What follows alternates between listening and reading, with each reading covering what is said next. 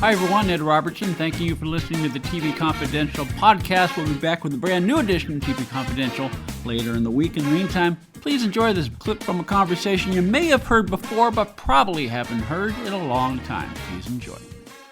Hey, this is Marty Krofft. You're listening to TV Confidential. Ready yet? Ready for what? Hot tub time. No, I don't do that anymore. We've done that on several shows already. You see, I don't go in a hot... No, girls, you can go back there and change. No, you're wasting your time. That's a waste of time back there, because I just, forget it. Last time I did this with a tux, it shrunk so much the chimp could have worn it. And I'm not doing it.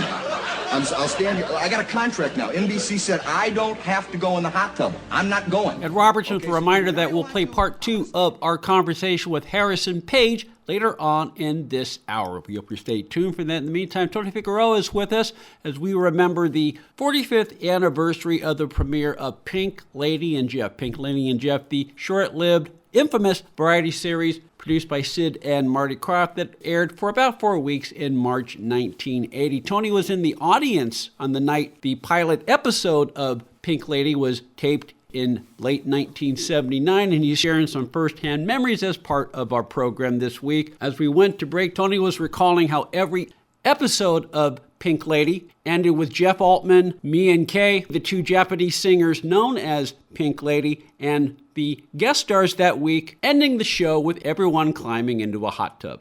And you have this healthy young straight man, and these girls say, "Oh, Jeff, it's time for a hot tub," and they would take off their kimonos, and they're wearing Bikinis. very skimpy bikinis, Yeah. what you could the most you could get away with in 1979. And Jeff is going, no, I don't want the hot tub. Yeah, you got two hot chicks telling you to come into the hot tub. And so, then they do the bit, and then this sumo wrestler who looks exactly like just pops. It's a little sleight of hand with the camera. They shoot without him, and then he gets into the water, and he has to actually be in this tiny height and emerge like Godzilla coming up from the water. I know I'm being descriptive, and it probably sounds like horrible stereotypes at this point, but he emerges, and then the girls go, "Sayonara," and he goes, "Good night, everyone," and Jeff wants to hide. And that was always the bit. So whatever guest stars at the end of the show, and one of the guest stars was once Hugh Hefner. Larry Hagman. Larry Hagman was one. There was one like Larry Hagman and Sid Caesar, and they're in cowboy hats playing cards, and and then you got basically Hagman did it because he wanted to work with Caesar. He wanted to work with Sid Caesar. It was in the height of the Who Shot JR Dallas. Yeah. Dallas he was on fire. He was on fire. And they were lucky to get him to agree. And Hagman made it work because when he found out that Caesar was aboard that week, he said, "Okay, we'll make it work." And Sid Caesar, you put him in a variety show, that's his element. That is, if there is a wheelhouse for Sid Caesar. But they're wearing cowboy hats, playing cards in the hot tub with the girls. But Sid Caesar also would do his Japanese gibberish, doing a sketch where he's playing the girl's father.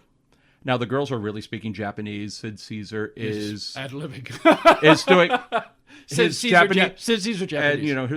And of course, his father is a samurai. Yeah. The girl's father is a samurai, and they're doing that. And of course, whenever he does the foreign language, he would plug in the English word just at the convenient moment, so you get the, So they're dressed, they're completely covered. But then he's like shouting because he's pointing at their exposed toes. Yeah. But the space between the toes, he's calling cleavage. Yes. In English. And of course, it's hysterical. But him doing those characters playing off the girls. And so, you have girls who have no concept of who I'm sure Sid Caesar is, are new to the variety show. And here's this guy doing the Sid Caesar gibberish. I'm just thinking aloud here. If this were done today, an effort would be made to get to know who Mai and Key were and write the show based on... Going back to what we were talking about with the Brady Bunch, kids. And they learned things about the 6 kids, and they would work that into the characters as best they could. What they did with Pink Lady is you took a standard... And they plugged them in. And they plugged them in. And that's one of many reasons why it didn't work. And there were others, too, that are, Mel Tillis and Susan Anton had one. They were plugging into Sonny and Cher and Tony and Cher and John and Donnie Marie. The Brady Bunch was using the basic formula of Donnie and Marie, except for instead of skaters, it was swimmers. The ice dancers, yes. Yeah. So you had that formula. And Rip Taylor. And Rip Taylor. Carol Burnett was, I think, more unique at the time. Yeah. I think Sonny and Cher, But even so, Carol Burnett was molded after Carol. After Carol, yeah. Sonny and Cher had an act that was greatly inspired by Keely Smith and Louis Prima. Yeah. And their Vegas act. So the banter, the jokes and all of that with the music was very much them. But you could see that formula having the influence on Donnie and Marie. Yeah. And the staging for Donnie Marie and both Donnie Marie and the Bradys were produced by Sid and Marty Krofft. Right. So you had, their influence. But yeah, there was the Mel and Susan variety show, Barbara Mandrell and the Mandrell sisters, which was after Pink Lady, but better than Pink Lady. It was better than Pink Lady, but the genre was on its last legs at that point. Yeah, and it was wonderful, I think, more for Louise Mandrell than Barbara. But you did have the same, and then Dolly Parton tried to do the same. In the late 80s, yeah. Tried to do the same thing again, and and I think if it wasn't Dolly Parton, it never would have gotten off the ground. Yeah. One more item. If you're starting a company, particularly one that is in an emerging market, you know that averting any sort of legal dispute is crucial to your business plan. Our friends at Tectonic Law offer an array of services that can help you avoid and preempt future litigation while also developing and protecting your intellectual property and intangible assets. Tectonic Law serves the needs of a host of emerging industries throughout California and beyond, including industrial designers, beverage makers, artists, farmers, retail stores, health practitioners, wellness experts, cosmetics manufacturers, nonprofit organizations, innovators in sustainable practices, and libraries. Go to tectoniclaw.com to learn more about how Tectonic Law can help your business thrive.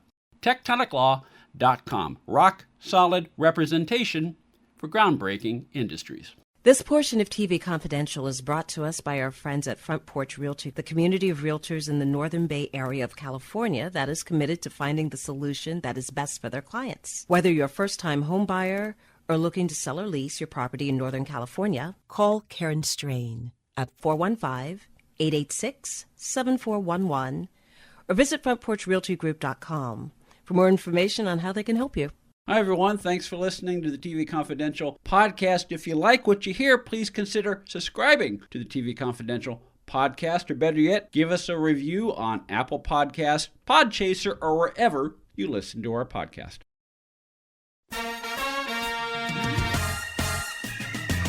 Hi, everyone. Ed Robertson. Thank you for listening to the TV Confidential podcast. We'll be back with a brand new edition of TV Confidential later in the week. In the meantime, please enjoy this clip from a conversation you may have heard before, but probably haven't heard in a long time. Please enjoy.